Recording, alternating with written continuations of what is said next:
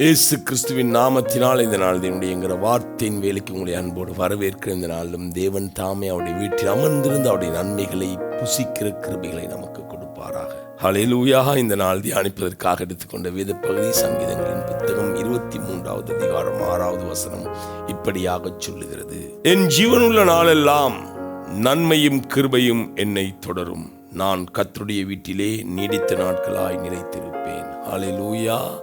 அன்பானவர்களே, எவன் ஒருவன் கர்த்தருடைய வீட்டில் நீடித்த நாட்களாய் நிலைத்திருக்கிறானோ, ஹல்லேலூயா, நன்மையும் கிருபையும் அவனை பின்தொடர்ந்து செல்லும்.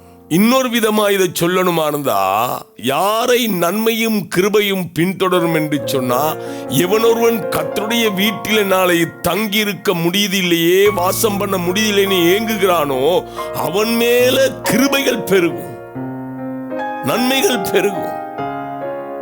அந்த ஏக்கம் ஒரு மனிதனுடைய வாழ்வுல வந்துட்டுனா, இந்த நாள் உங்கள் வாழ்க்கையில கர்த்தருடைய வீட்டில் என்னால் இருக்க முடியவில்லையேங்கிற ஏக்கம் பெருகுமாக இருந்தால், ஹல்லேலூயா, தேவ கிருபை உங்களிடத்தில் அளவில்லாமல் பெருகும். பாவியின் மேலே தேவ கிருபை பெருகுது என்று சொன்னா, அங்க இங்க சுற்றி திரிகிற மேலே தேவ கிருபை பெருகுது என்று சொன்னா, கர்த்தருடைய ஆலயத்தில் நீடித்த நாட்களாய் தங்கி இருப்பதற்கு தேவ கிருபை வேலை செய்யாம இருக்குமா? சற்று சிந்தித்து பாருங்க.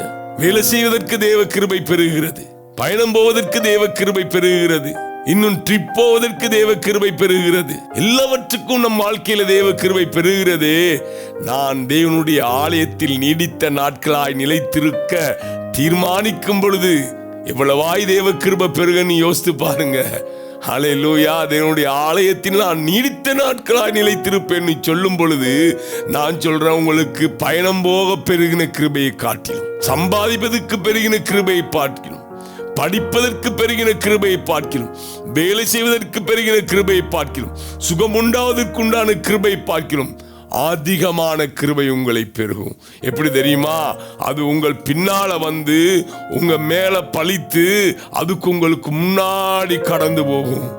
நீங்க நன்மையும் கிருபையும் பின்தொடர்ந்து போவீங்க. ஹல்லேலூயா. ஒரு சின்ன மாற்றம் என்ன தெரியுமா?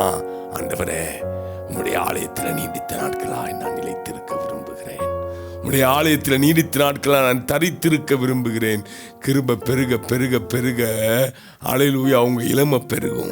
ஹல்லேலூயா, உங்க இளமை பெருக பெருக, ஹல்லேலூயா, நீங்க முதிர் வயதிலும் கனித்தந்தது இலையுறாத மரத்தை போல மாறிடுவீங்க. அதான் சொல்ற, கர்த்தருடைய வீட்டில் நிலைத்திருக்கிறவர்கள் முதிர் வயதிலும் கனித்தந்து என்று. அங்க கர்த்தருடைய வீட்டில் இருக்கிறவர்களுடைய வாழ்க்கையில கிருபை பெருகுது, கிருபை பெருகுது.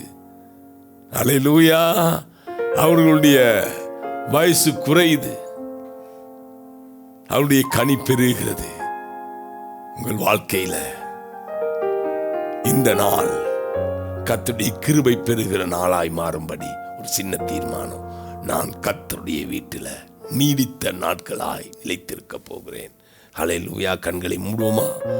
தேவரீர், எனக்கு எத்தனையோ காரியங்களுக்கு கிருபை நீ பெருக பண்ணினீர். இதோ இந்த நாள்ல உம்முடைய ஆலயத்தில் நான் நீடித்த நாட்களாய் நிலைத்திருக்கிற கிருபை அளவுக்கு அதிகமாய் என்னை பெருகுவதா, என்னை கேட்கிறோம் மேல் பெருகுவதா, இயேசுவின் நாமத்தினால பிதாவே. கர்த்தர் தாமே உங்களை ஆசீர்வதிப்பாராக.